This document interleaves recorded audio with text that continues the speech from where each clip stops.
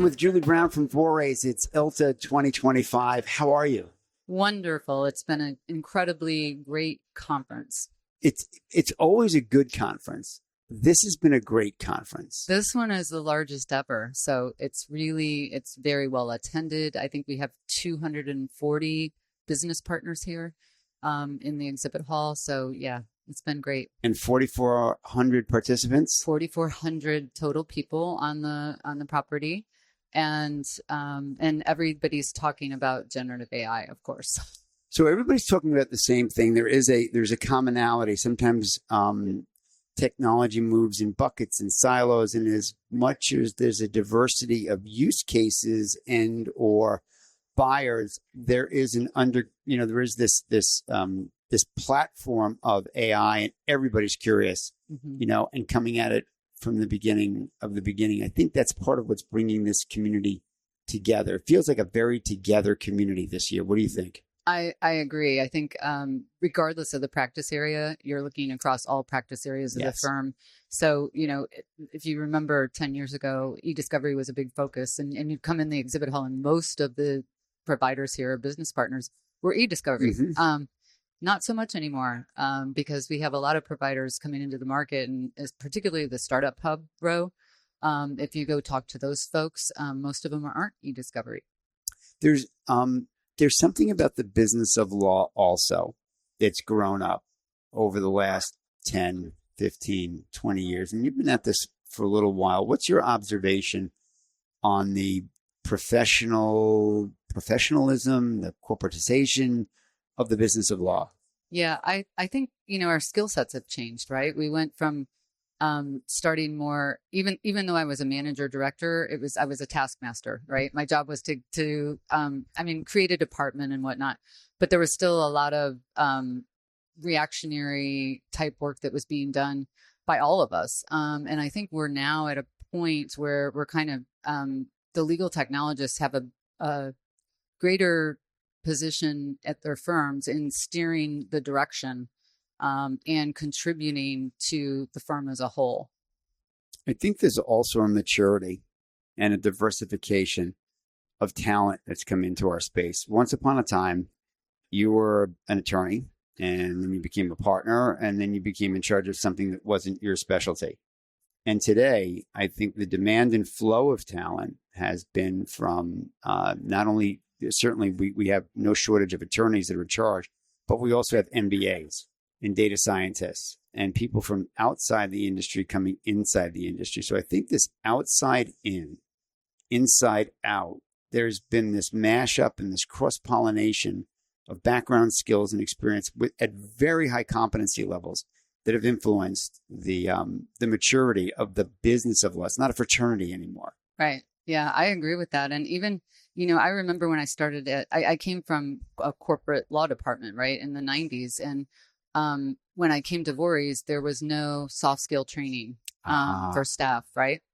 And I was used to that at the corporate level. We had all kinds of, leadership training and, diversity training. And you were always doing that. So when I came to the law firm side, they didn't do that. There was no training. And nowadays it's constant. I mean, we have a whole team that's doing emotional intelligence and just a variety of courses that are all about professional development, which is great for the people we're bringing in new, right? Because they're finally getting that kind of soft skill training that I think most law firms weren't doing up until, I would say, maybe even 2015. Well, I think also the service providers have grown up a lot. Yes. As well. This is not, mom and dad's, copy shop. Right. They all had to grow up, and now they have added, the big ones, right, have added professional services, and those professional services are staffed by, by MBAs, right? So they've got Big Four consulting backgrounds, and they've got MBAs. Not that the MBA is an end all be all. I'm not trying to promote that, but they're, you did spend, X number of dollars in years learning to speak a language and think in a way. And I think that there's something to be said for that, that business school, let's just call it business school training. Sure. Sure. When it used to be, attorneys didn't want to speak to anybody who wasn't an attorney. I think that's debunked now. I think some of it's still true. Yes, of course, there is that, but not like it used to be. I would agree with that. I think attorneys now recognize how big of a role technology plays in what they do. They really can't run their business without technology, and they're never going to learn the technology at the level that the technologists are going to learn it, right? So I feel like you're right. I mean, it's much easier now to have those conversations, and it's really interesting with generative AI because I feel like it kind of really tipped everything for us in the sense that I now have attorneys begging me to use a piece of technology because they heard about it from somebody else, another attorney, usually if they hear about it from an attorney. But they're like, I want to use that. Can I have it? Can you show me? And that's a shift in our paradigm because for years, technology adoption has been such a battle, and we've been trying to force feed different tools to them. And now I feel like, and I really think it's GenAI. I really think the capability is there for some reason, and the ease of use. To the attorneys, they look at it and go, that's really cool. Predictive coding, they didn't do that because they had to learn recall and precision and sample sets and it was overwhelming. But now we're at a point, and some of these tools in particular, there's one we're using where we literally can run a search across 200,000 documents and say, why did so-and-so cancel the contract? What issues did so-and-so have with this company? And it will review all 200,000 and come back and prioritize the most responsive documents. And it's nailing it. It's nailing it. And so in that short demo, the attorney goes, oh my gosh, this is amazing, right? So to these attorneys, I mentioned this on a previous episode. I was with Stephanie Clerkin a little while ago. I think you know Stephanie. Mm-hmm. Yeah. And she said, I love technology and I love AI because I can build more hours now. Yeah. So how many of the attorneys look at tech today and go like, this is great. I can build more hours. Like, is that a trend that you're seeing as well? Yeah, I think their initial reaction sometimes is, if I can do this in 10 minutes and I used to take 8 hours, what does that mean to the business of law, right? But I also think they all have so much work to do that they're going to replace it with other things, and they're going to replace it with stuff that's meaningful and that they have to really think about.